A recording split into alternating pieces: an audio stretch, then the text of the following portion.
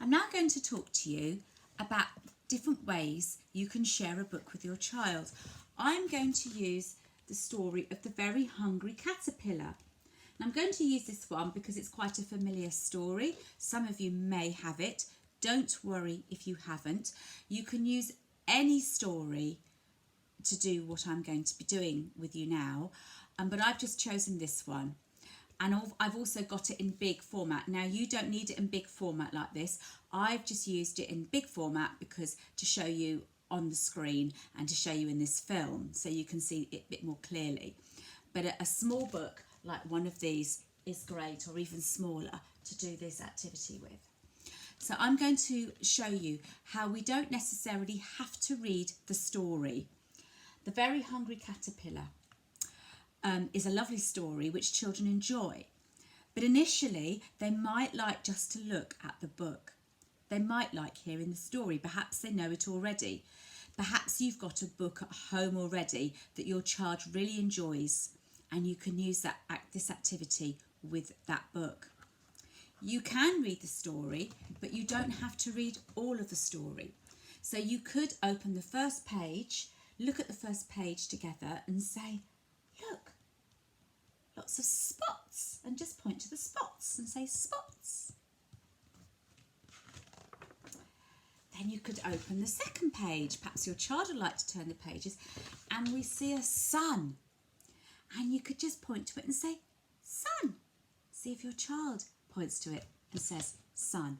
If they do and have a go, say, well done, great, sun, and repeat it back like we talked about in the rest of the course. Then just open the second page, or let them open the page, and we see a picture of the moon.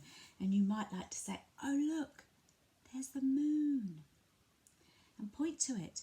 And then see if your child will point to it, or if they point to anything else on the page, you could say what it is. If they point to the tree, you could say it's the tree, or let them have a go and see if they want to try and say the word tree. Again, if they say it incorrectly or they don't have a go, don't force them to try and say the word. Just repeat it yourself and say it's the tree. When your child's ready and wants to turn the page on the next page, just give them a pause and see, oh, is it the sun? It's the sun again, it's the sun. Because we're already doing lots of repetition. We had the sun earlier on, and now we've got the sun again. Look to see what else your child might be interested. They might point to the caterpillar. They might point to the caterpillar, and you can say, yes, it's a caterpillar, which is a difficult word for them to say, but that doesn't matter. They're still hearing the word, and they're starting to realise that that picture is caterpillar. And you just continue to go through the book, turning pages when your child's ready. And on this page, it's different fruit they might like to point to. Just wait and see whether they're particularly interested in any of the fruits. There might be one they recognise from eating themselves. They might recognise that apple and have a go at saying apple or something. They might say bapple, and you say, yes, apple. Again, don't say to them they have to say it properly. Just repeat the word back correctly, and they might have a go.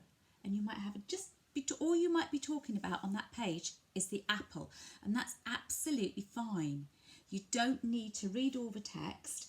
On each page on this text, there's a different piece of text. Now, if they want to and they want to hear it, then that's great.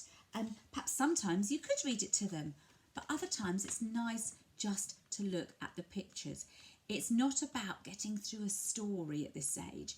It's about the enjoyment of books and hearing the language, hearing the repetition of language, and starting to really go into their brains, and they'll be hearing those words, and that will encourage them to say those words. On this page, they might like to point to the picture of the cake. Say, yes, it's cake. And then on this page, I've got a big picture of a leaf. And they might go, oh, a leaf. And there's also the 5 holes. And they might be really interested in the holes and putting their fingers in the holes. And you can say, oh, yes, we're putting our fingers in the holes, and you can describe what your child's doing. Then you see a big picture of a caterpillar, and you can use this picture, they might be pointing at it again to reinforce the word caterpillar, but also saying green and introducing colours and talking, and just be paused, just be waiting. Really give that opportunity for your child to have a go at saying some of the words or describing some of the pictures. Don't worry if there's a pause. Don't worry if there's a silence and you're just looking at the book. Your child is looking at the book, taking what's in on the page. And even if you're just looking at it for a few minutes and you're looking at it and having that lovely cuddle time, not saying any words yet, just giving that your child an opportunity to have a go at saying a word. Maybe you could look at this picture, and if there was nobody was speaking for just a few minutes and just looking, and then eventually, if your child hasn't had an attempt at saying anything, you might like to say, "It's a butterfly. It's a butterfly. Look, can you see lots of colours? Lots of colours. There's blue and there's red." And you could talk about the picture. And then maybe next time you look at the same book, you come back to the same book, they might remember the word butterfly and they might say it's a bu.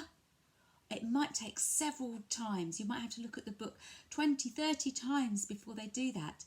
But by saying the word, every time you come back to it, they'll get used to that word and hearing that word and want to have a go themselves. So that's just a different way of going through a book without actually reading the story to them, and just using that book for fun and a special time, cuddling, looking at a story together, because it's such a special time.